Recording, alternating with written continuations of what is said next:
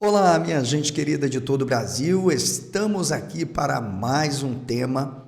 Vamos falar sobre a isenção do imposto de renda declarado sobre o salário do pastor, ou chamamos isso o fisco da Receita Federal.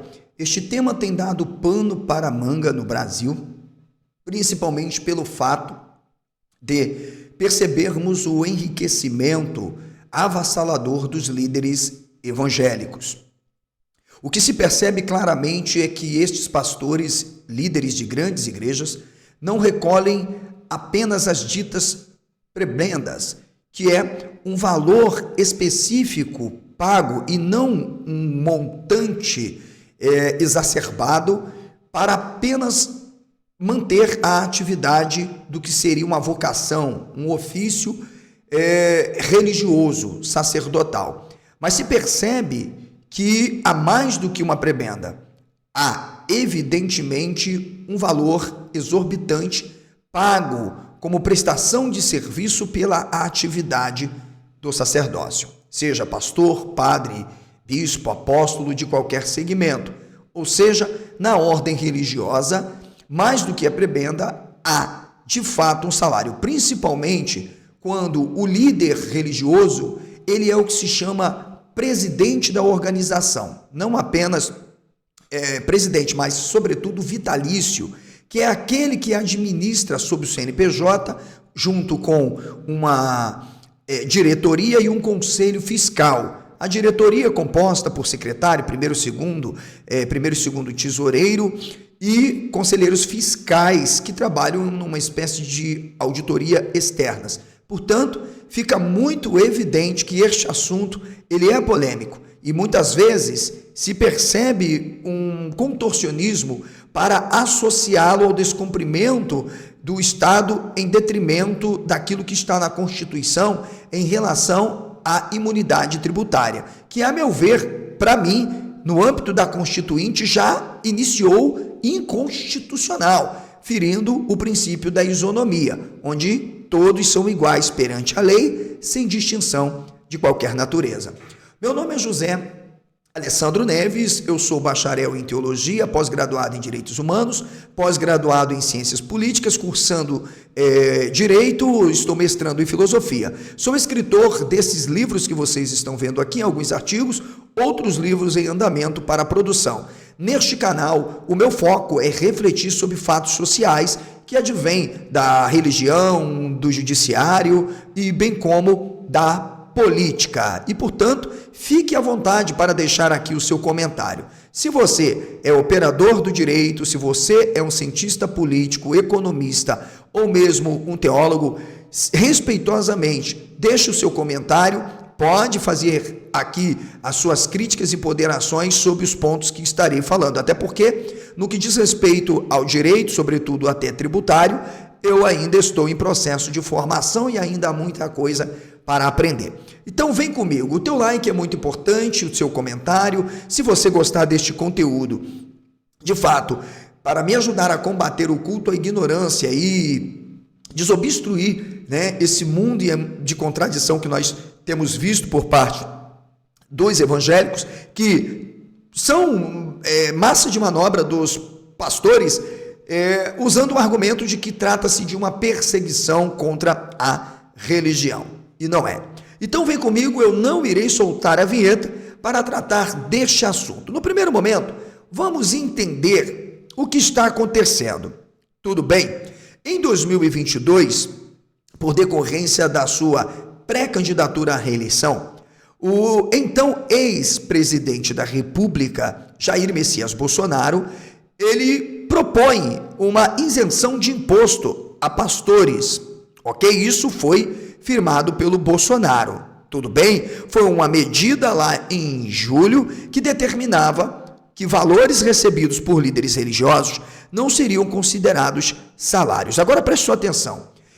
Como estudante do direito, teoricamente, a gente aprende algo sobre antinomia, ou conflitos aparentes de normas. Isso pode acontecer na Constituição, pode acontecer também no próprio direito penal, no direito constitucional, até mesmo direito processual penal, direito processual civil, enfim, é possível. Neste caso, nós já percebemos que a própria medida do presidente, do ex-presidente, vai na contramão daquilo que, na verdade, já positiva, inclusive a própria lei sobre tributação, sobre seguridade social. Por quê? Porque a presente lei, ela já versa claramente sobre a questão, pessoal, da própria isenção no que diz respeito, ok, à prebenda, e não simplesmente ao salário. Especifica ali um determinado valor, e somente isto, que não pode ser cobrado pelo Estado ou pela Receita Federal do pastor.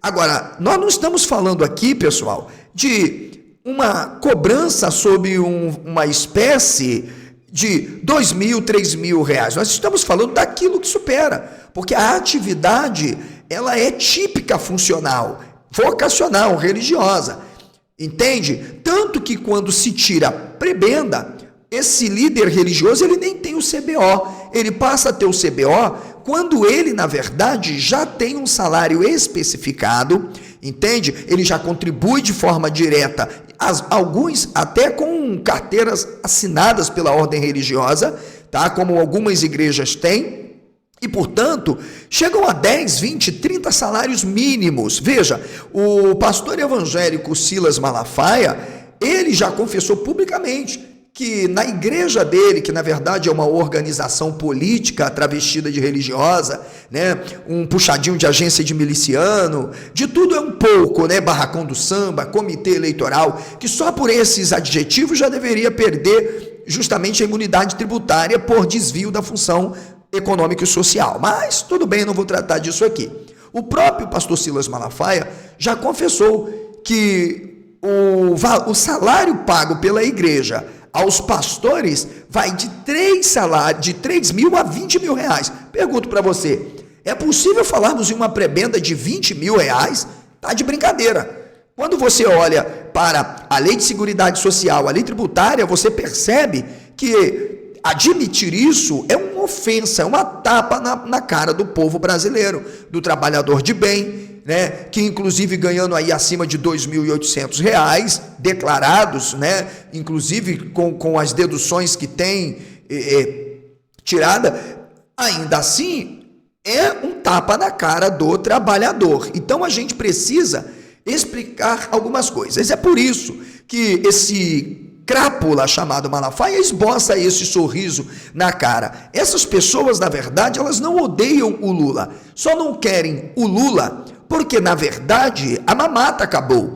É perceptível que, depois do que fizeram com o atual presidente Lula, eles não vão ter mais espaço para continuarem drenando dinheiro público de todas as formas, tanto com aqueles privilégios e benefícios, repasses, direitos demasiados que lhes eram concedidos, que na verdade não vão tanto para a igreja, mas para os seus patrimônios privados, né? Fica muito claro que eles não vão, de alguma forma, olharem para o atual presidente, salvo se houver de fato, né, ali algum tipo de acordo. Eles também não estão preocupados com questões morais, porque já não cola mais que o Lula é um inimigo da igreja, até porque isso já está provado, que foi a partir do governo do Lula que as igrejas passaram a gozar de muito mais privilégios, entende? Inclusive é uma confissão do próprio Marco Feliciano a respeito disso, de que foi uma mentira toda aquela, dizer que Lula ia fechar a igreja e tal, que o Lula é contra a família, que o Lula é abortista, que o Lula quer fazer isso, que é tudo isso. Ele, na verdade, esses indivíduos aí sempre apoiaram o Lula, independente das... O próprio Bolsonaro votou no Lula. Tem esse vídeo aí, já mostrei aqui no canal, ele confessando, ele indicou pessoa do Bista para... o Ministério da Defesa, né, Aldo Rabelo, José Genuíno. Então não é um problema de comunização, é um problema de poder. Quem paga mais tem o voto e o apoio da igreja. Tudo bem? Então, vem para cá. A Receita Federal, por sua vez, logo suspendeu a isenção fiscal para os líderes religiosos, e por uma questão, não apenas por perceber que isso fere o princípio da isonomia, fere outros institutos tributários e também de seguridade social, em especial uma questão de âmbito mais do que moral. Não é aqui uma distopia, vamos chamar assim, do ponto de vista de entender a norma positivada nos diplomas que nós temos legais. Não, veja, é uma questão moral, porque com essa isenção haveria, na verdade, um rombo de 300 milhões dos cofres públicos. Agora pense, não basta esse crápula canalha chamado Silas Malafaia dever à Receita Federal mais de 25 milhões e a sua entidade ser condenada, ainda se busca privilegiar. Então essas pessoas, elas usam apenas a narrativa de que são em defesa da família, que são a favor da vida, que são anti-abortistas, que são isso, que o PT é isso, mas na verdade isso é só um mecanismo. No fundo, o que mais revolta esses indivíduos são as perdas de privilégios, o enriquecimento e o império que eles construíram e que para continuarem sendo sustentados, precisam não apenas dessas isenções fiscais, onde eles se enriquecem com o suor do povo, porque quem sustenta esses impérios são os membros, são as pessoas que trabalham, são as pessoas que lutam todos os dias e entregam, parcelando em 10 vezes no cartão, até mesmo o seu próprio aluguel, como fez o Malafaia, entre outros. Enfim, tem de tudo um pouco nesse círculo de indústria da fé, tudo bem? Então você vê aí que a própria Receita Federal entendeu que era tirar justamente dos cofres públicos aquilo que poderia atender às necessidades básicas do cidadão de bem, como saúde, educação, entre outros. E veja, não são eles os defensores da família? Não é? Não são eles que dizem que cuidam do povo, né, e querem combater a desigualdade social? Peraí, como assim? Veja que essa suspensão da regra que desonerava líderes religiosos abriu um novo capítulo, segundo a matéria, de desgaste com a equipe econômica. E isso foi precedente para a narrativa evidente de ataque à instituição religiosa. Que isso é um ataque. Agora veja só, preste bem atenção.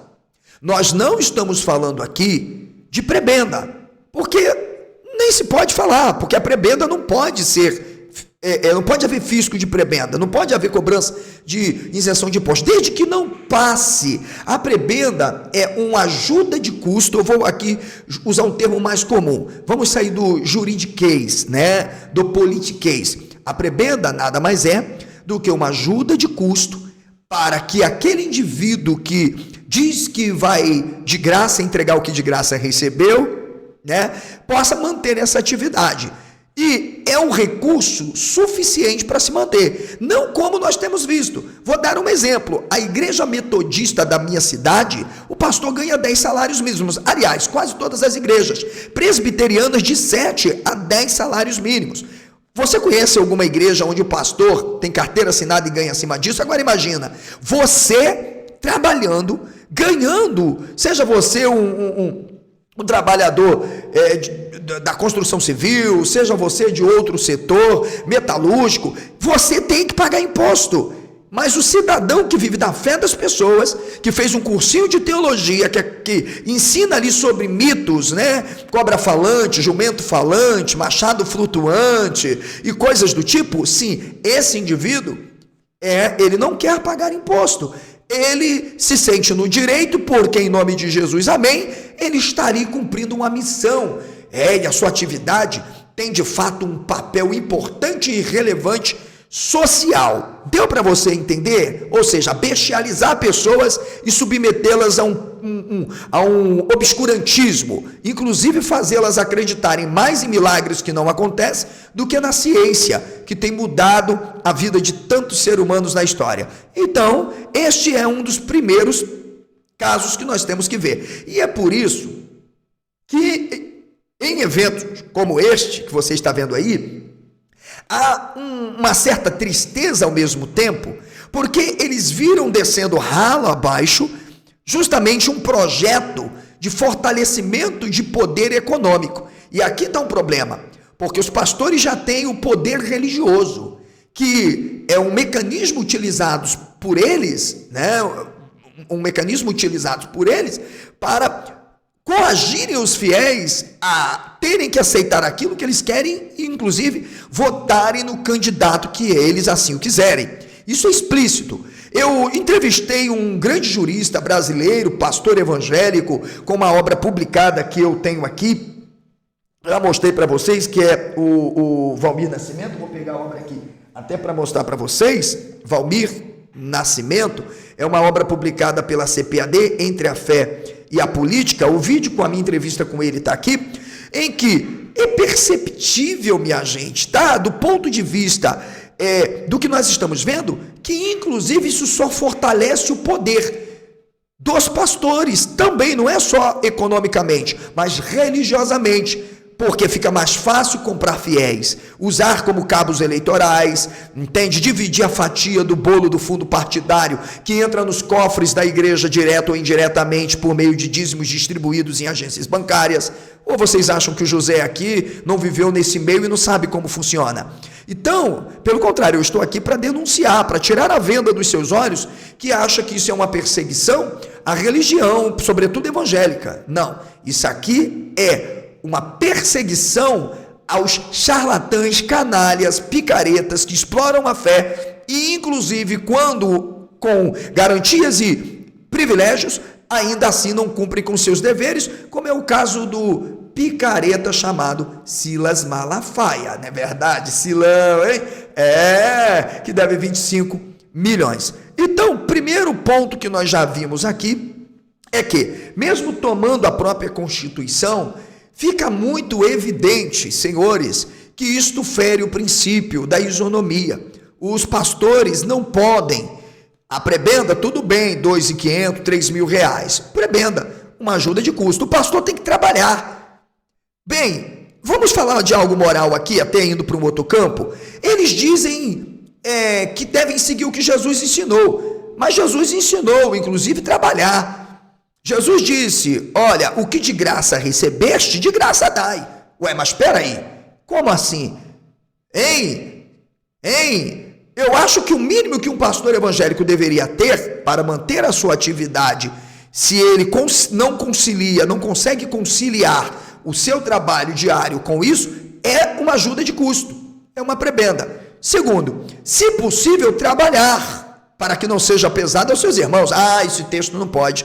Esse texto não vale, né? Ele não pode ser empregado hoje. Portanto, o que nós vemos é que esses indivíduos, como não podem falar que o Lula vai fechar a igreja, que o Lula não deu privilégios e garantias para as próprias igrejas evangélicas, foi sempre um grande parceiro dos evangélicos, confessados por eles mesmos. Entende? Eles simplesmente precisam dizer que são contra o Lula por causa de pautas morais, como aborto, como liberação da maconha, ou coisa do tipo. Coisa que nós já sabemos que é uma mentira. Tudo não passa de uma narrativa. E por quê, professor? Porque não é nas propriedades desses indivíduos que têm descido jatinhos com cocaínas, toneladas de maconha?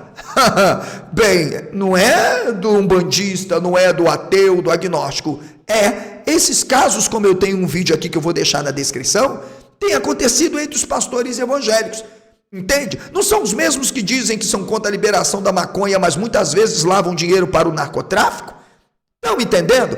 Portanto, estamos falando de coisas muito sérias, como, por exemplo, aquela questão da igreja lá em Belém do Pará, em que o Eduardo Cunha lavou mais de 300 mil reais. Afinal de contas, o nosso povo merece respeito. Então, meu amigo e minha amiga, eu espero que você tenha entendido que nós não estamos falando aqui de imunidade tributária, ou seja, de um privilégio que é dado às entidades religiosas para desenvolverem ou porque desenvolvem uma atividade social, religiosa, entende? Ou dever-se-ia assim fazer e o Estado não pode dela tributar. Ok, nós estamos entendendo que isso, a meu ver, já é absolutamente uma aberração, uma anomalia constitucional. Entende? Até porque quando isso foi inserido na Constituição, as ordens religiosas não possuíam personalidade jurídica, ou seja, um CNPJ, que é um Cadastro Nacional de Pessoas Jurídicas emitido pela própria Receita Federal. Como que eu posso isentar da imunidade tributária para uma ordem religiosa, se ela nem ordem religiosa ou empresa privada do terceiro setor era constituída? Você está me entendendo, mais ou menos? Então, primeiro, a meu ver, a imunidade tributária já se iniciou como algo absolutamente inconstitucional e com o objetivo de privilegiar. E inconstitucional porque feriu o princípio da isonomia. Todos são iguais perante a lei, sem distinção de qualquer natureza, ou seja, física, jurídica, religiosa ou outras afins. Em relação agora ao imposto, a dedução do imposto de renda, o fisco tirado do salário do pastor, não estamos falando de prebenda. Agora, prebenda, gente, a gente está falando aí de uma ajuda de custo, para o pastor apenas cobrir despesas básicas, e não de 5, 10, 20, 30 salários mínimos e um montante que o pastor tira. E por quê? Vou explicar. De acordo com o Código Civil que está aqui, ok? As igrejas, elas estão dentro da categoria de entidades do terceiro setor, como as próprias ONGs, ok? Então elas possuem um regimento interno, um estatuto que deve estar totalmente amparado de acordo com o próprio Código Civil, com a própria Constituição. Não pode absolutamente ter nada nesse estatuto que suprima um direito ou de alguma forma fira um instituto constitucional ou civil, ou mesmo penal. Não pode ter nada disso. Deu para você entender? Ora, e elas têm essas imunidades ou isenções com o objetivo de prestar uma função típica social. Então, em muitas igrejas evangélicas, você percebe que tem os projetos de fachadas. E aí você deve se perguntar, se os pastores só recebem uma prebenda de 2 ou 3 mil reais, por que eles se enriquecem tanto? Por que constroem impérios? Como que um pastor que está tirando prebenda pode ter um jatinho? Como que um pastor que está tirando prebenda pode ter miliciano como segurança? Como que um pastor que está tirando prebenda pode ter carro blindado? Morar em uma mansão na Barra? Você está me entendendo? Ou ter 200 cabeças de gados? Porque não é uma simples prebenda. É aquilo que diz o próprio estatuto, onde se tira, muitas vezes, de 30% a 40% da receita da própria entidade religiosa. E o povo do qual é o alvo, né, dessas entidades religiosas, fica aí sofrendo, vendo esses pastores indo para resort, Estados Unidos, Flórida, curtindo a vida, hotel 5 estrelas, comendo do bom e do melhor, e o povo sofrendo, acreditando no milagre. Portanto, não vamos mais discutir sobre isso. Deu para entender? A grande verdade é que o ex-presidente da República, Jair Messias Bolsonaro, quis fazer um acordo evidente para manter o seu apoio. Agora tem um problema, para vocês terem uma ideia. Este era um direito ou privilégio que abrangeria todas as ordens, padres, pastores, todas as ordens. E o mais interessante é que alguns pastores que eles chamam de progressistas, entende? Aceitaram a medida, entendendo que a igreja evangélica, ela tem que se ocupar com um papel social. E os pastores não são maiores e melhores do que juízes, do que empresários, do que qualquer pessoa. E devem sim pagarem e deduzirem no imposto de renda aquilo que recebem além da prebenda.